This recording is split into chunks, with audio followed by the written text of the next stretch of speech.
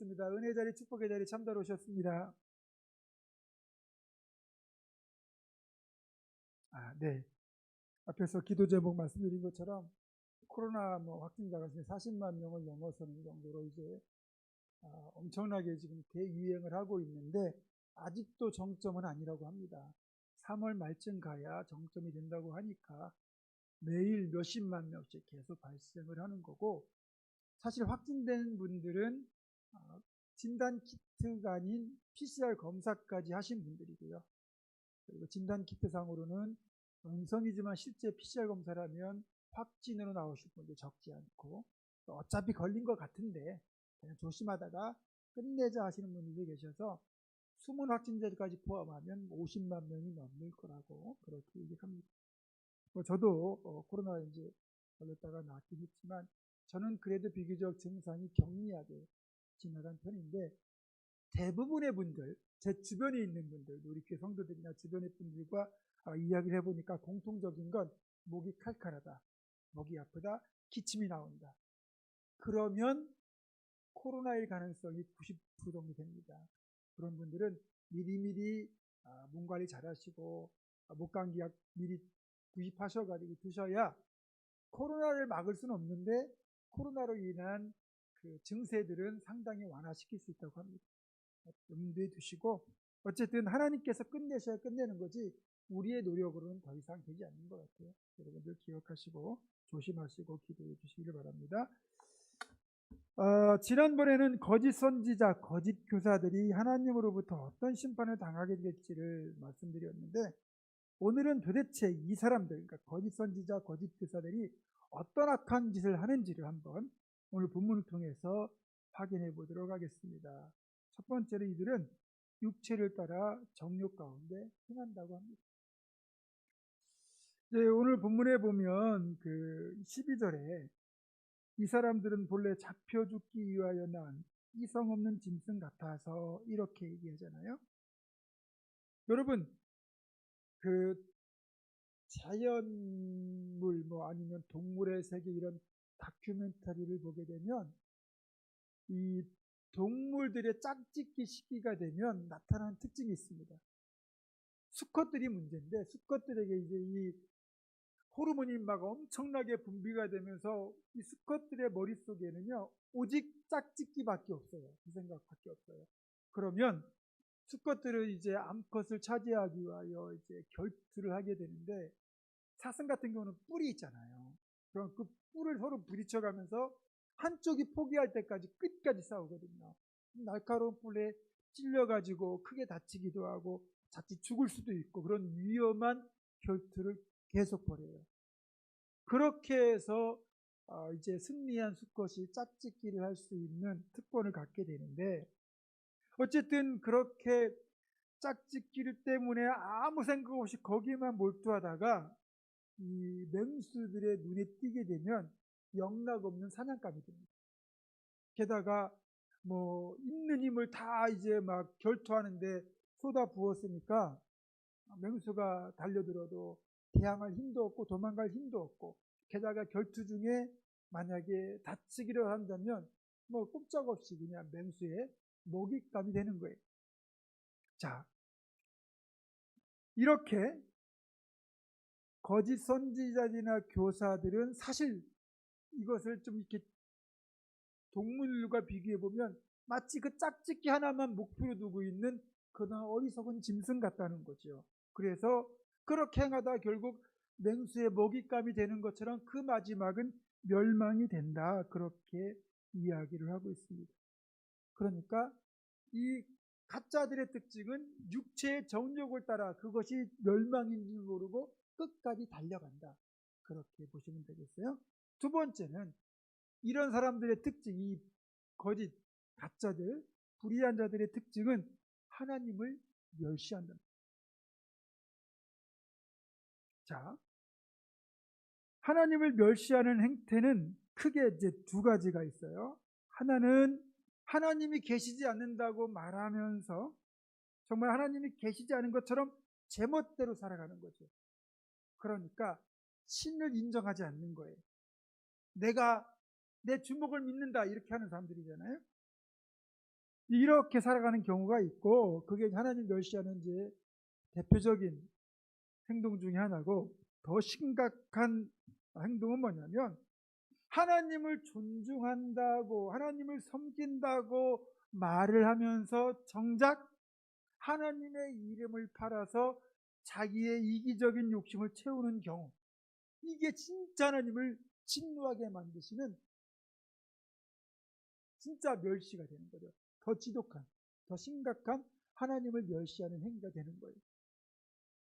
하나님을 존중한다는 자들이 오히려 하나님의 이름을 팔아가지고 하나님의 이름을 욕되게 하고, 그래서 더 하나님의 영광을 가리고 하나님을 멸시하는 일을 저지르는 경우, 하나님이 진짜 경멸하시거든요. 우리가 살펴본 것처럼 그 홈리와 비느하스, 그렇죠? 엘리의 두 아들 홈리와 비느하스가 하나님을 멸시했습니다. 그리고 그들의 끝은 결국 멸망이었죠. 이들이 어떻게 하나님을 멸시했습니까? 제사장이거든요. 사사겸 제사장인데, 이들은 하나님께 드리는 제사의 제물을 하나님께 제물로 드리기도 전에 자기들이 원하는 부위를 먼저 가져가서 자기들의 입맛을 채우는 거예요. 제사장들이 먹을 수 있는 제물의 부위는 따로 정해져 있거든요. 근데 그것보다 더 맛있는 부위가 있으면 그것을 가져다가 자기들이 먹는 거예요. 하나님께 드려야 될 몫을. 그러면서도 말로는 하나님을 위한다고 얘기를 하는 거죠.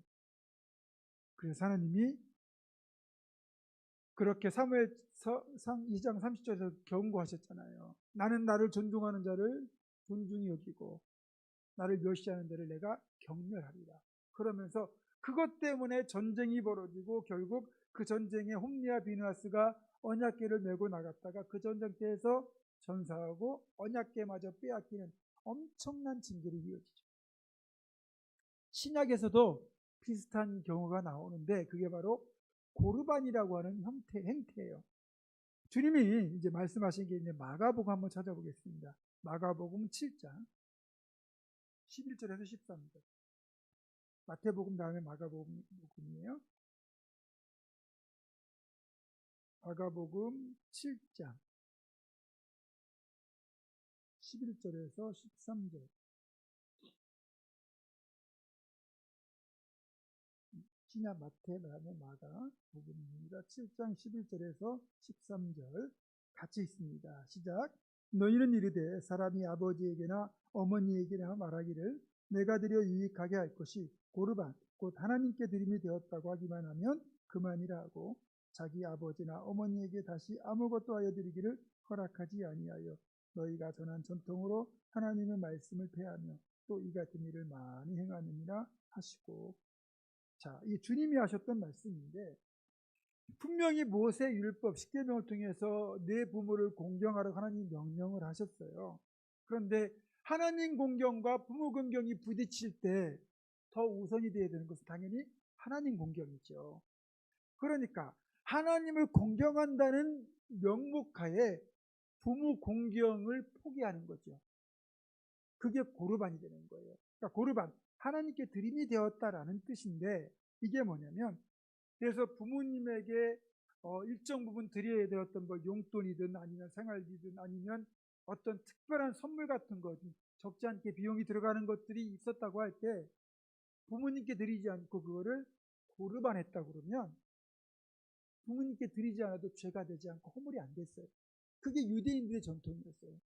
그러면 예를 들어서 부모님께 드려야 되지만 부모님이 이게 없어도 크게 지장이 없으신데, 예를 들어서 하나님의 일을 위하여 이 비용을 꼭 드리고 싶은 마음에 그렇게 하나님께 드리는 고르반이면 하나님도 그걸 기뻐하실 수도 있고 오히려 더 복을 주실 수도 있는데, 하나님께 드렸다고 말을 했지만 실상은 자기가 챙기고 부모님께는 뭐라고 하냐면 고르반 했다고 하는 거예요. 거짓말을 하는 거예요. 하나님의 이름을 팔아가지고 자기 욕심을 채우는 거죠. 이게 하나님을 지극히 멸시하는 행위인 거죠. 그래서 뭐 부모님을 봉양해야 되는 돈이나 이웃을 도와야 되는 그런 물질들을 하나님께 드렸다고 하면서 자신이 차지하는 일들이 예수님 당시에 흔했다는 겁니다. 그래서 하나님이 이런 것들을 지극히 경멸하세요. 왜냐하면 하나님을 멸시하는 행위가 되기 때문에, 아예 하나님을 믿지 않기 때문에 하나님이 없다고 하는 것도 하나님을 멸시하는 행위지만, 하나님을 믿는다고 하는 자들이 이렇게 하나님의 이름을 멸시할 때 하나님이 굉장히 진노하신다는 거죠. 근데 이 사람들, 그러니까 거짓 선지자, 거짓 교사들의 특징이 바로 그거거든요. 그 누구보다 자기들은 하나님의 말씀을 잘 알고 하나님을 잘 섬긴다고 말하고 사람들을 이렇게 미혹하는데, 사실은 그걸 통해서 자기의 뱃속을 채우는, 잇속을 채우는 거예요. 그래서 여러분, 사이비 이단의 특징을 보면요, 사람들로부터 최대한 그렇게 헌금이라는 것을 하도록 만들어가지고 물질을 갈취한 뒤에 자기들의 주머니를 엄청나게 채웁니다. 그래서 이단 교주들의 그 재산이 어마무시하거든요. 그 다음에 이 가짜들의 특징, 거짓 선지자들의 특징이 뭐냐면 비방을 잘한다는 거예요. 비방. 여러분, 그런 거잖아요. 이단 사이비들이 우리 한국교회에 엄청나게 비방하잖아요. 물론 우리가 비방받을 근거는 줬어요. 목회 세습을 했다든지 교회 안에 좀 불미스러운 일들이 존재한다든지. 그러나 교회는 사람들의 모임이기 때문에 완벽할 수는 없다. 실수가 있을 수 있어요. 그러나 그것 자체가 교회가 타락했다거나 하나님의 이름이 모욕을 당할 이유는 아니죠. 그 일을 잘못 저지른 목회자나 일부 성도들의 일탈이 문제인 거죠. 근데 그거를 싸잡아가지고 막 교회의 이름을 모욕하고 비방하는 이런 일들이 이단 사이비들이 주로 하는 일들이잖아요. 근데 이 비방은요, 하나님이 무척 싫어하는 행동 중에 하나라는 거예요. 왜냐하면 하나님께서 창조하신 피조물 중에 천사들이 있잖아요. 천사들은 우리보다 더 큰 힘과 능력을 가지고 있어요. 근데 이 천사들은요, 절대로 비방을 하지 않습니다. 하나님 앞에서도 누구를 비방하지 않아요. 악인이라도 비방을 하지 않는다는 거예요. 그들은 우리말로 하면 있는 그대로만 다 하나님께 직구하는 거죠. 요즘 표현으로 팩트만 전달을 하는 거죠. 자기 판단을 거의 개의시키지 않아요. 내가 볼 땐 이래서 이랬을 겁니다라고 얘기를 하지 않는다는 거예요. 그냥 이런 일이 있었습니다라고 천사들은 그대로 보고하는데, 이 거짓 선지자들, 이 불의한 자들은 자기들의 판단으로 그렇게 다른 사람들을 모함하고 비난하고 비방하는 일을 그렇게 주저하지 않아요. 그렇게 되는 경우가 어떤 식의 이제 결과로 빚어지냐면, 누군가를 내가 비방을 하면 비방을 당하는 사람은 나쁜 사람이 되는 거고, 비방을 하는 나는 의인이 되는 거예요. 그러니까 비방을 하는 순간 비방을 당하는 자는 악인, 나는 의인이 돼버리는 거죠. 우리도 죄인인데 우리가 누구를 비방하겠습니까? 그래서 예수님이 그런 말씀하시잖아요. 너희의 헤아리는 그의 헤아림으로 너희가 도로 헤아림을 받을 것입니다.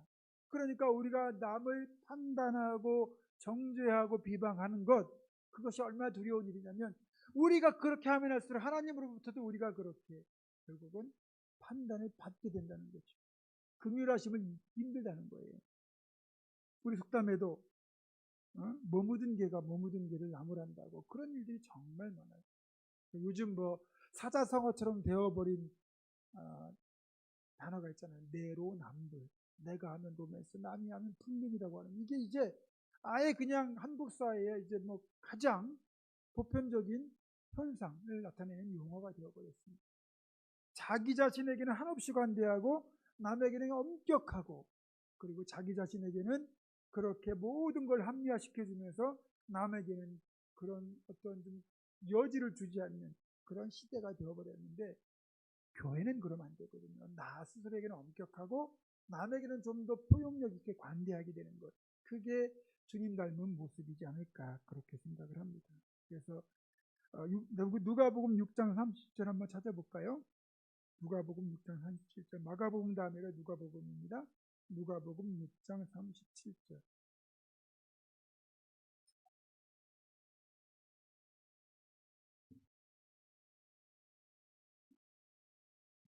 찾으셨으면 같이 있습니다. 시작. 비판하지 말라.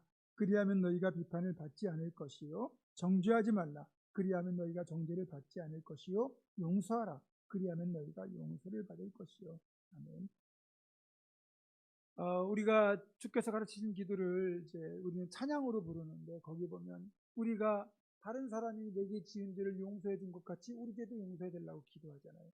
그러니까 우리가 하나님께 용서를 구하는 근거는 나도 남을 용서할 때 가능한 거죠.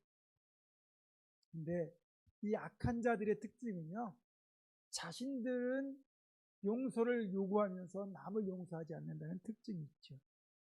자, 그리고 네 번째, 이 불의한 자들의 특징은 뭐냐면 굳건하지 않은 자들을 유혹하기 위하여 미끼를 던진다는 거예요. 아무에게나 미끼를 던지는 게 아니에요. 굳건하지 못한 자들, 이 사람들이 주로 이 거짓 선지자들의 공격 대상이 된다는 거예요. 맹수도 튼튼하고 강한 그런 사냥감은요, 사냥에 성공하기 힘들기 때문에 비교적 손쉽게 사냥할 수 있는 그런 병들거나 다쳤거나 어리거나 이런 약한 짐승을 사냥감으로 선택할 때가 많거든요. 그런 어떤 야구강식의 세계의 관점에서 보게 되면 이 미혹하는 자들이 거짓 선생들, 거짓 선지자들은 주로 어떤 사람들을 그러면 미혹하느냐, 미혹 당하기 쉬운 사람들을 미혹한다는 거죠. 여러분, 아무나 사기를 당하는 게 아니에요. 사기를 당하는 사람 특징을 보면요, 뭔가 일확천금을 노리는 사람들이 많아요. 그러니까 정상적으로 땀 흘려 수고하고 그래서 일정한 그 소득을 올리면서 이걸 뭐 적금도 하고 절약도 하고 그러면서 조금씩 모아서 뭐 집도 좀 늘려가고 이런 소박한 꿈을 꾸는 사람들은 사기의 대상이 잘 안 걸려요. 근데 어쨌든 단기간에 좀 많은 돈을 벌고 싶어 하고 또 어쨌든 뭐 일확천금을 누리는 그런 사람들이라면 이 사기꾼들이 노리기 쉽거든요. 이렇게 내 말대로 투자만 하면, 이렇게 따라오기만 하면 1년에 뭐 얼마를 벌고 몇 배를 벌고 그런다는 거죠. 그러면서 아주 그럴듯한 어떤 이야기를 던지면 그만 판단력을 잃어버리고 그 사람들에게 사기를 당하는 거예요. 그래서 사기를 치는 놈은 정말 나쁜 놈이지만 사기를 당하는 사람도 잘했다고 할 수 없어요. 자기가 미련한 거죠. 근데 이게 물질의 문제라면, 어찌 보면 좀 물질의 손해를 보면 그걸로 좀 마음이 아프긴 하지만 회복할 수 있는데, 이게 만약에 영혼의 문제라면 이건 심각해지는 거예요. 왜냐하면 그쪽이 진리인 줄 알고 그렇게 미혹되어 갔는데 거기가 멸망이라면, 여러분, 내가 잡은 동아줄이요, 저 구원으로 올라가는 튼튼한 동아줄인 줄 알았는데 썩은 동아줄이면 어떻게 되겠어요? 올라가다 끊어도 떨어질 거 아닙니까? 이 가짜들의 마지막은 그거거든요. 그러면서 오늘 본문 15절과 16절을 보니까 이렇게 가짜들의 마지막이 어떻게 될지를 발람이라고 하는 인물을 예로 들어가면서 그렇게 설명을 하고 있어요. 15절, 16절 다시 한번 읽어보겠습니다. 시작. 그들이 바른 길을 떠나 미혹되어 부올의 아들 발람의 길을 따르는도다. 그는 불의의 싹을 사랑하다가 자기의 불법으로 말미암아 책망을 받되 바라지 못하는 나귀가 사람의 소리로 말하여 이 선지자의 미친 행동을 저지하였느니라. 아멘. 발람은 제가 주일 설교 때 한번 언급한 적이 있는데, 이 발람이라는 사람은 누구냐? 민수기 22장을 이제 들여다보면 이 사람이 누군지 알거든요. 그 당시 이 가나안 땅에서 가장 용하다고 소문난 점술가입니다. 지금처럼 이 종교가 뚜렷하게 구별되던 당시가 아니고, 어찌 보면 이런 종교의 혼합성이 약간 있던 시대이기 때문에 하나님도 알고 뭐 바알도 알고 이런 막 우상들도 막 겸하여 알고 섬기는 그런 좀 다신론적인 그런 시대였거든요. 그러다 보니까 이 발람이라는 인물이 그 지역에서는 정말 신통력이 뛰어나다고 인정받던 그런 일종의 점술가 무당이었는데, 이제 그 모압 왕 발락이라고 하는 인물이 이제 소문을 들어보니까 애굽 땅에서 이스라엘 백성들이 이제 집단으로 나와서 가나안 땅을 향하여 가고 있는데, 불과 얼마 전에 이 요단 동편 쪽에 자리하고 있던 아몰이라는 나라와 바산이라는 나라가 이 이스라엘 측에 대항을 했다가 결국 정복당했다. 그것을 알게 된 거예요. 그러니까 강력한 힘을 앞세워가지고 파죽지세로 이 모압을 향하여 오고 있다는 걸 알게 된 거죠. 근데 이미 하나님은 가나안 땅 들어가 최종 목적지고 가나안 땅에 이제 요단 건너 동편에 있는 그 나라들 중에서 에돔이라는 나라와 모압과 암몬만큼은 이들과 싸우지 말고 피해가라고 하나님이 막으셨어요. 그 이유가 에돔은 그 야곱의 형, 그러니까 이삭의 큰아들인 에서의 후손들이 세운 나라고, 그 다음에 모압과 암몬은 아브라함의 조카인 롯의 후손들이 세운 나라예요. 그러니까 좀 앞서서 올라가면 아브라함의 후손들이기 때문에 하나님이 그들을 긍휼히 여기셔가지고 다른 민족들은 다 멸하는 가운데서도 이 세 나라만큼은 건들지 말라고 막아놓으셨거든요. 그래서 모압과 싸울 마음도 없는데 모압 왕 발락이 지가 먼저 지발이 저려가지고 그 이스라엘을 어떻게든 간에 좀 막아보려고 하는 계책을 세우다가 자기 딴에는 가장 용하다고 하는 이 신통하다고 하는 발람을 불러다가 이스라엘을 저주해가지고 이스라엘이 그렇게 멸망하도록 만들어야 되겠다. 그 생각을 한 거예요. 그래서 사신들을 보내가지고 발람을 모압으로 오도록 초청을 하죠. 근데 하나님이 발람의 꿈에 나타나셨어요. 너는 모압으로 가지 말라. 그래서 이제 안 가겠다고 하니까 그 모압 왕 발락이 은금 예물을 싸고 사신들의 어떤 수준을 격상시켜가지고 우리로 말하면 장관급을 다시 보낸 거예요. 그러면서 우리 왕께서 이렇게 간곡하게 원하시는데 가야 되지 않겠냐고. 그러니까 이제 이 발람이 지금 모압 왕 발락이 보낸 이 예물을 보고 그리고 또 이 저주를 하게 되면 추가로 이에 상응하는 대가를 주겠다고 하는 그 엄청난 보상에 대한 그 약속에 미혹이 돼가지고 가고 싶은 거예요. 분명 하나님 가지 말라고 하셨는데 가고 싶은 거예요. 그래가지고 어떻게든 갈 빌미를 만들려고 조금만 기다려봐라. 내가 하나님 기도해보겠다 이렇게 해가지고 결국 이제 하나님이 그걸 보고 배알이 들리셨는지 그래 너 가라 그랬거든요. 그리고 내가 시키는 말만 해라.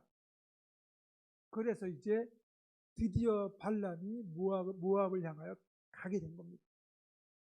근데 여러분 이 말과 그 뜻이 다른 경우가 있어요. 늘 말씀드리지만 예전에 우리 아이들이 예를 들어 성적표를 형편없이 받아갖고 오면 부모님들이 속이 상하면 그냥 말을 좀 험하게 하시는 부모들은 뭐라고 얘기합니까?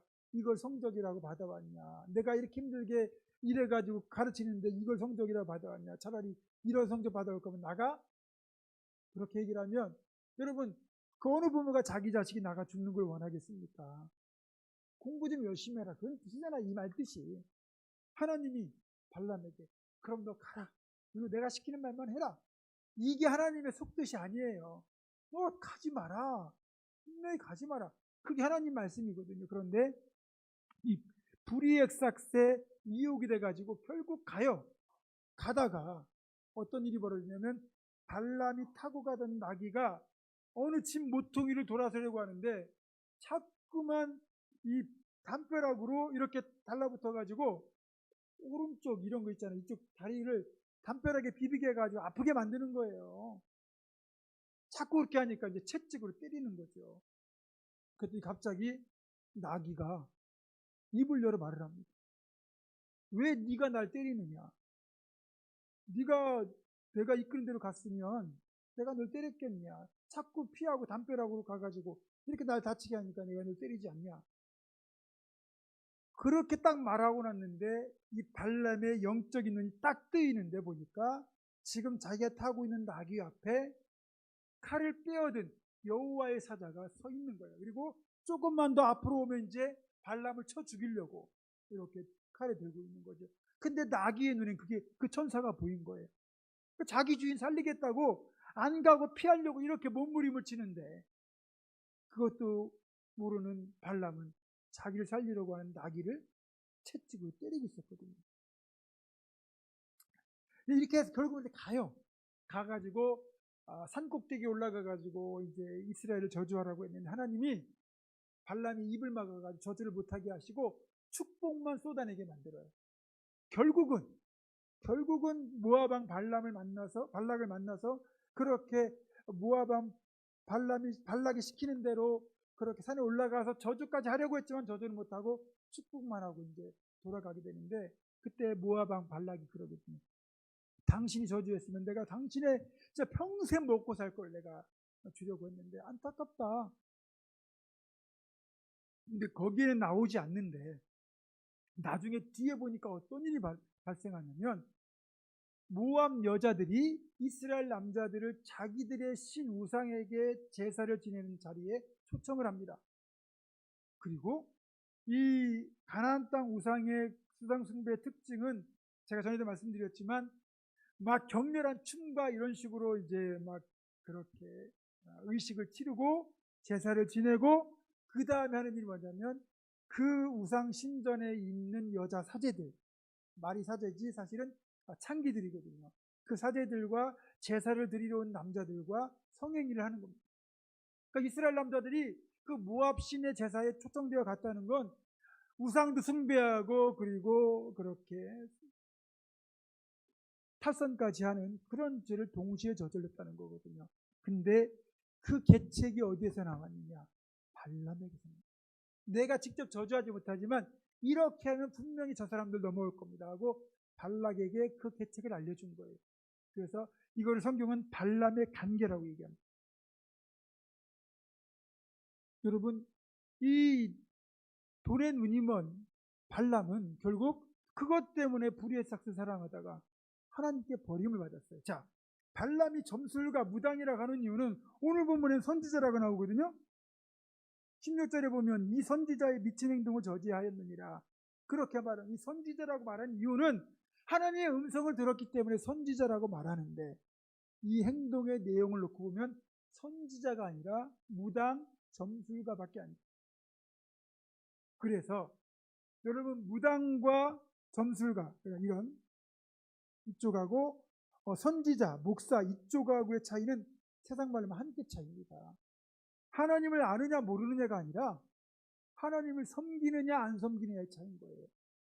그러니까 하나님을 이용하면 무당, 점술가가 되는 거고 하나님을 섬기면 선지자, 목사가 되는 거예요. 성도도 마찬가지예요. 내가 하나님을 섬기면 성도지만 하나님을 이용하면 복채 들고 무당에 가는 사람과 다를 바가 없어요. 무속입니다.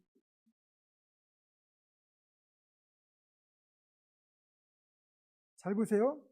동방에서 온 박사들, 예수님의 탄생을 축하하기 위해 동방에서 온 박사들은요, 별로 점을 치는 점성술사들이었어요. 근데 성경은 그들을 박사라고 표현하고 그리고 성자라고 표현합니다. 이 동방정교에서는요, 성자로 인정하거든요.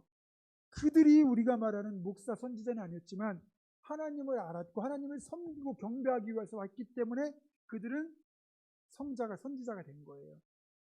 마찬가지로 모세의 장인 이드로는요, 미디안 광야에서 제사장이었어요. 여호와를 섬길 수도 있지만 다른 신을 섬길 수도 있어요. 그런데 어쨌든 모세를 통하여 하나님을 알았고 만났고 하나님을 섬기게 됐어요. 그래서 모세의 장인 이드로도 미디안의 제사장이었지만 선지자가 되는 거죠. 그래서 결국은 우리가 어느 편에 서는가는 다른 거 없어요. 하나님을 섬기느냐 아니면 이용하느냐, 이걸로 분별하는 거예요. 목사도요, 아무리 목사 가운 입고요, 여기서 거룩하게 행동하는 것처럼 보여도 하나님을 이용하면 목사가 아니라 무당, 점술가에 다를 바 없습니다. 결국 이 발람은 어떻게 됐느냐? 여호수아가 미디안을 정복할 때 이스라엘 군사들의 칼날에 그도 죽었습니다. 결국 불의의 싹스를 살아가는 자의 최후는 그런 거예요. 자기가 아무리 발락에게서 많은 재물을 받아 쌓아놓고 있었다 할지라도 불과 얼마 뒤에 여호수아가 미디안과 가나안 땅 정복 전쟁을 벌일 때 같이 멸망하고 말았어요. 그러니까 거짓 선지자들, 거짓 교사들, 이 불의한 자들의 최후는 이렇게 될 건데, 우리가 조심해야 할 게 뭐냐면 그들에게 미혹되어 우리까지 같이 멸망의 길로 가면 안 된다는 거예요. 그래서 깨어 있어야 되고, 또 좋은 교회, 좋은 목회자를 만나는 게 그래서 정말 중요합니다. 그런 면에서 보면 여러분들은 복을 받으신 거죠. 제가 잘한다는 게 아니고 우리 교회가 건강한 교회고, 저도 그런 건강한 신학을 어쨌든 간에 추구하려고 애를 쓰다 보니까 완벽하진 않지만 그래도 여러분들을 잘못된 길이 아닌 진리의 길로 이끌려고 노력하는 것이고, 여러분들도 그런 귀한 마음을 가지고 함께 교회를 섬기는 거 아니겠습니까? 마지막으로 우리가 기억할 것 딱 한 가지입니다. 하나님을 섬기면 성도가 되는 것이고, 하나님을 이용하면 무당이 된다는 것.